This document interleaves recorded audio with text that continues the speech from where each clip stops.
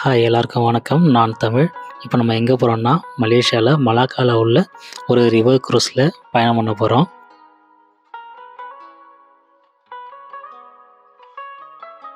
இங்கே தான் டிக்கெட் வாங்கணும்.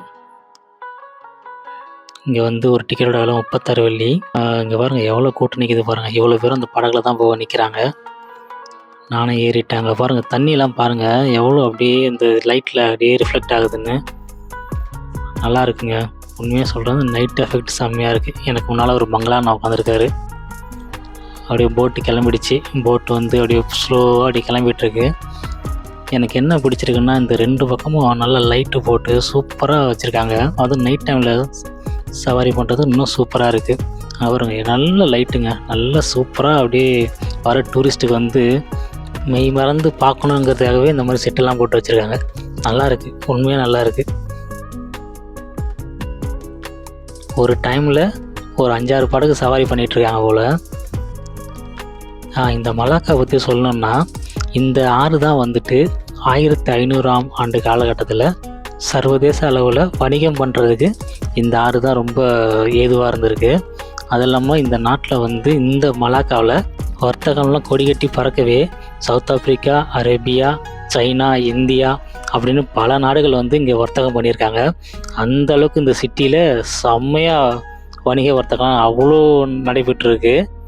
அது மட்டும் இல்லாமல் இங்கே வர்த்தகம் நடந்ததை கணக்கில் வச்சுக்கிட்டு இந்த மலாக்காவை மட்டும் ஏகப்பட்ட ஆட்சியாளர்கள் வந்து ஆட்சி பண்ண ஆசைப்பட்டு சண்டை போட்டு இந்த நாட்டை பிடிங்கெல்லாம் ஆட்சி பண்ணியிருக்காங்க. அதுவும் இந்த மலாக்காவில் ஒரு வரலாறு உண்டு. யுனெஸ்கோ கூட 2008க்கு அப்புறம் இதை வந்து இந்த மலாக்காவை ஒரு வரலாற்று இடமாக அறிவிச்சிருச்சு. பாருங்கள் எவ்வளோ அழகாக இருக்குது பாருங்கள். நீங்களும் மலேசியா வந்தால் மறக்காமல் மலாக்கா வந்து அதுவும் இந்த ரிவர் க்ரூஸில் நைட் டைமில் ட்ராவல் பண்ணி எக்ஸ்ப்ளோர் பண்ணுங்கள். ரொம்ப அழகாக இருக்கும், நல்லா இருக்குது.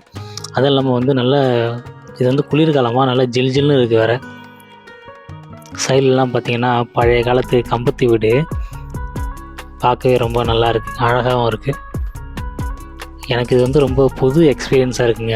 அதே மாதிரி இந்த மலாக்காவை ஃபஸ்ட்டு கண்டுபிடிச்சது வந்துட்டு பரமேஸ்வரா அப்படிங்கிற ஒரு ராஜா தானா. அவர் தான் இந்த நாட்டை கண்டுபிடிச்சி ஒரு கட்டமைப்போடு கொண்டு வந்தவர் அந்த பரமேஸ்வராங்கிற ஒரு ராஜா தானா. ராஜா பரமேஸ்வரா வர்றதுக்கு முன்னால் இந்த மலாக்காவை வந்துட்டு ஒரு மீன்பிடி நகரமாக தான் இருந்திருக்கு. இங்கே வர்த்தகம் பண்ணுற வரவங்களும் அப்படியே இங்கேயே செட்டில் ஆனவங்களும் உண்டு. இப்போ நம்ம இந்த ட்ரிப்பை முடிக்க போகிறோம். அவ்வளோதான், எண்டிங் வந்துருச்சு. ஏன்னா இப்போ நம்ம எங்கே ஏறணுமோ அதே இடத்துல கொண்டு வந்து விட போகிறாங்க. ஓகே, ரொம்ப ஜாலியாக தான் இருந்துச்சு. இந்த வீடியோ உங்களுக்கு பிடிச்சிருந்தா மறக்காமல் சப்ஸ்கிரைப் பண்ணுங்கள், லைக் பண்ணுங்கள். நன்றி.